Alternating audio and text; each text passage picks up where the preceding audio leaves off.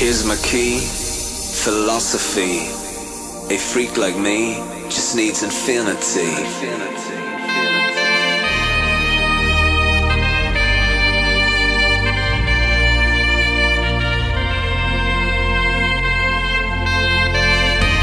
Relax, take your time.